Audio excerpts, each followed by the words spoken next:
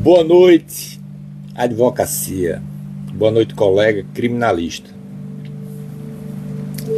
Venho me dirigir até vocês como presidente em 2024 da Comissão de Direito Penal aqui em Pernambuco, da Abracrim, e hoje como presidente nacional da Comissão de Direito Penal Médico da Abracrim.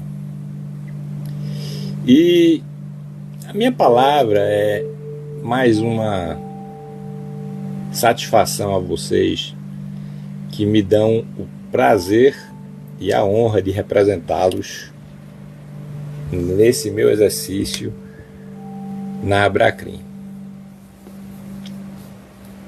Quantos de vocês aqui em Pernambuco se recordam dessa malfadada Resolução 532 de 2024? Essa resolução ela entrou em vigor em 2 de maio de 2024 e tornou a vida da advocacia militante um verdadeiro descalabro. Ela unificou horários de atendimento ao público no primeiro grau, de 8 às 14 horas. Também alterou o procedimento com criação de diretorias de processamento remoto, mantendo o funcionamento de juizados especiais em 2 turnos, de 7 às 13 e de 13 às 19.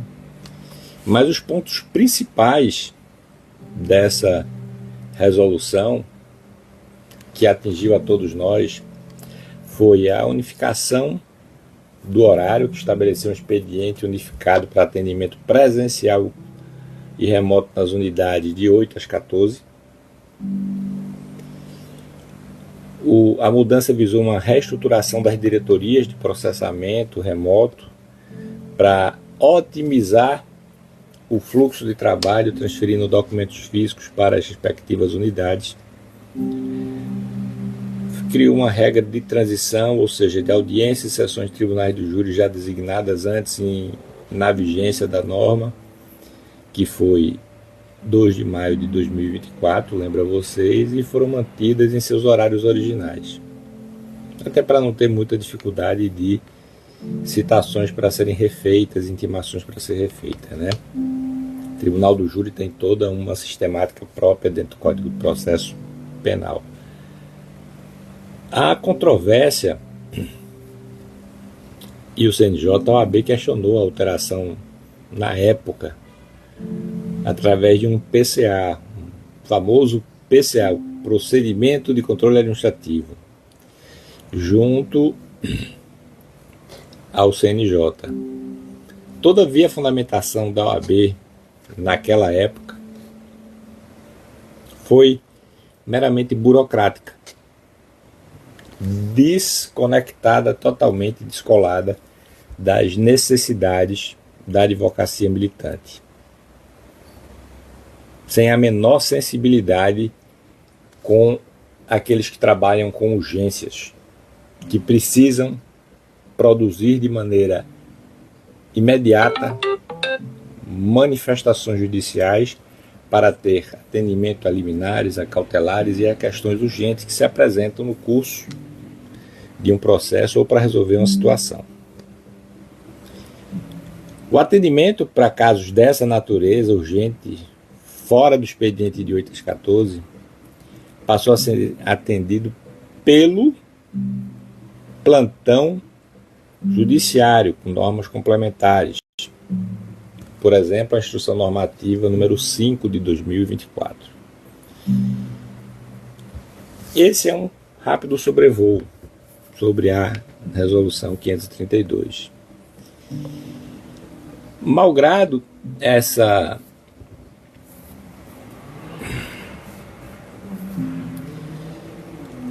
Resolução 532, não é?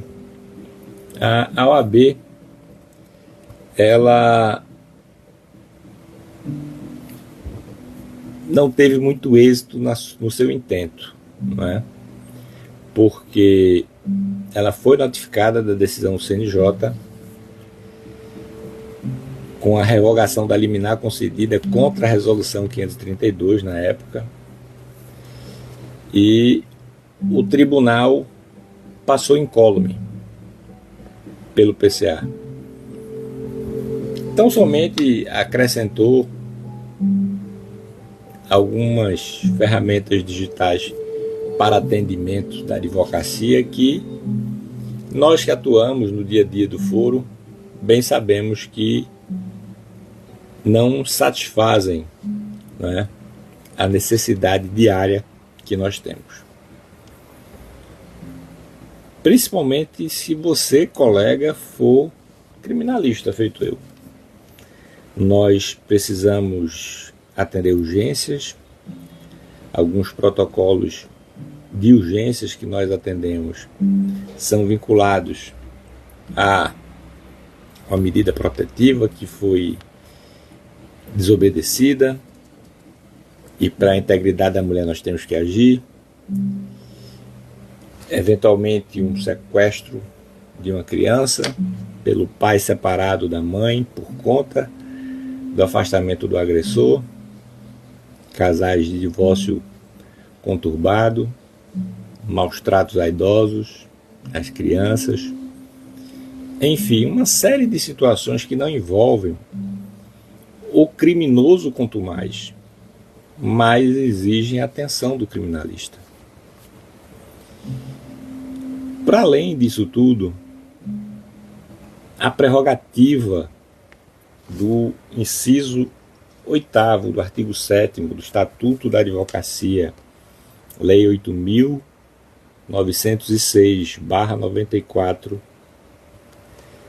foi atropelado, virou letra morta. Ele é praticamente hoje em dia simbólico. E muitos de nós não têm mais a chance de despachar pessoalmente com o magistrado. E o fato de não termos mais essa possibilidade tem feito... Deixa eu baixar essa musiquinha. E como eu ia dizendo, e o fato de termos essa dificuldade de atuação para despacharmos liminares e cautelares tem trazido algum prejuízo significativo para a advocacia criminal. Principalmente quando a gente fala da cadeia de custódia. Lesões corporais, por exemplo, você precisa fazer IML. Se você não fizer IML logo após a lesão corporal, você vai perdendo o que a gente chama de tempo da prova, não é? E essa cadeia de custódia, não é, probatória no campo criminal, ela vai se enfraquecendo, ela vai se perdendo. Porque o corpo reage, a lesão melhora e a gente perde o chamado vestígio do crime.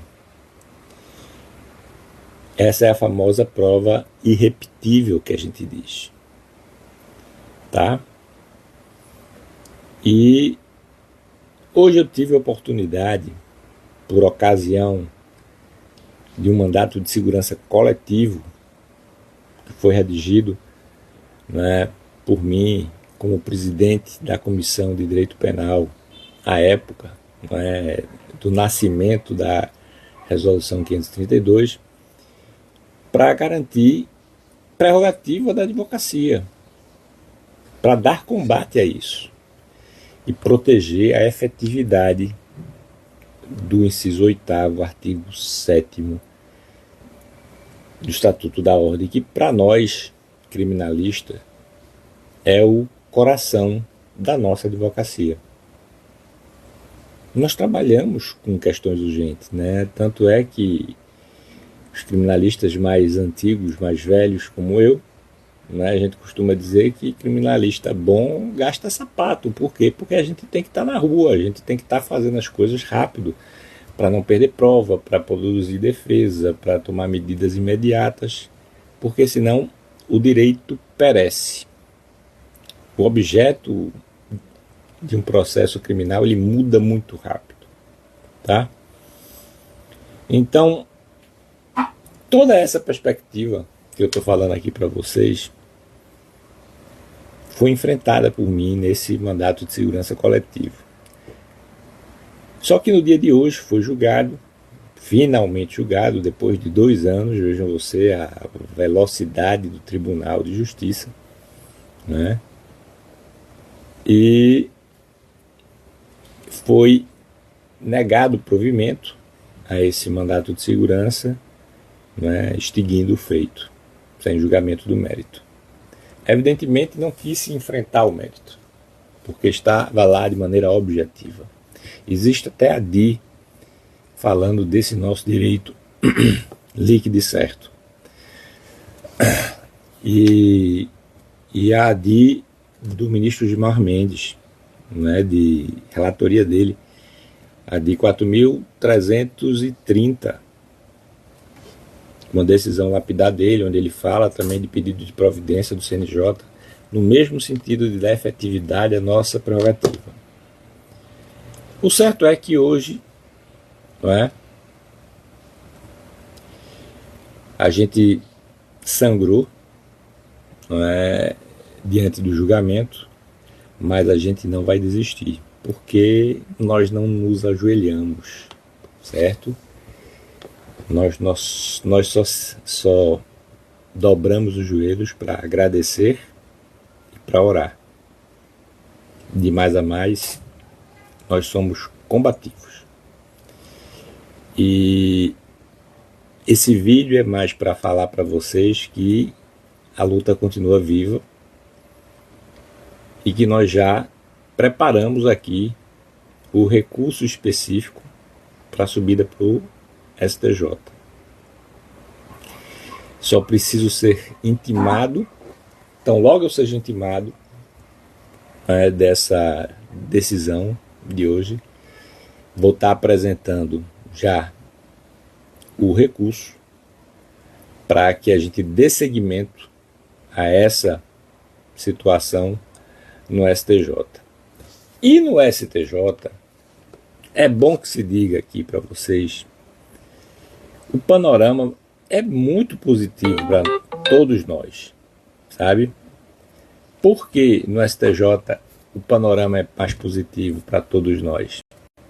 Simplesmente porque lá no STJ, a quantidade de precedente que existe nesse tipo de matéria é muito grande, tá? Eu vou citar para vocês aqui alguns. A gente tem recursos em mandato de segurança do ministro Teori Zavascki, de José Delgado, de Paulo Medina, de Francisco Peçanha, de João Otávio Noronha, né, do ministro Garcia Vieira. Isso alguns precedentes. Tem mais, tem bastante material do ministro Luiz Fux. Então, a matéria, ela tem conteúdo, ela tem fundamento. Agora, o Tribunal de Pernambuco não teve a menor sensibilidade com o direito do jurisdicionado, a ampla defesa contraditória, porque preservar a prerrogativa do artigo 7º, inciso 8º, é preservar o direito à ampla defesa contraditória do cidadão, tá? Quando o tribunal ele vira de costa para o cidadão desse jeito e não dá para a gente o mínimo necessário, que é essa prerrogativa, que é lei federal, nós temos que continuar o combate. E nós vamos seguir caminhando no bom combate, de maneira republicana, até aonde for possível e até alguém enfrentar o mérito. Porque isso é o que mais me doeu hoje, foi o que me fez sangrar. O tribunal aqui em Pernambuco sequer analisou o mérito do pedido, não meu, mas da advocacia pernambucana. E isso tem um motivo, nós estamos sendo cada vez mais atropelados pela falta de força de nossos representantes oficiais, no caso a OAB. É por isso que nós precisamos de advogados militantes, efetivamente militantes, que conheçam a dor do dia a dia do foro, do tipo barriga no balcão, de saber a dor de um cliente que precisa de uma urgência, de uma tutela, de cautelar ou de uma liminar em habeas corpus, para você saber a angústia disso. Uma mãe que liga desesperada para você porque o pai subtraiu o filho, está mantendo ele em cárcere privado, em local incerto e não sabido, e você tem que fazer uma busca e apreensão do menor. Então, esse tipo de dor só conhece quem atua, tá? Quem só faz discursinho não conhece nada disso. Ignora isso. E eu quero dizer a você que está me ouvindo aí, a sua dor é a minha dor também. É por isso que eu estou me mexendo. Porque, mais do que falar, nós precisamos agir.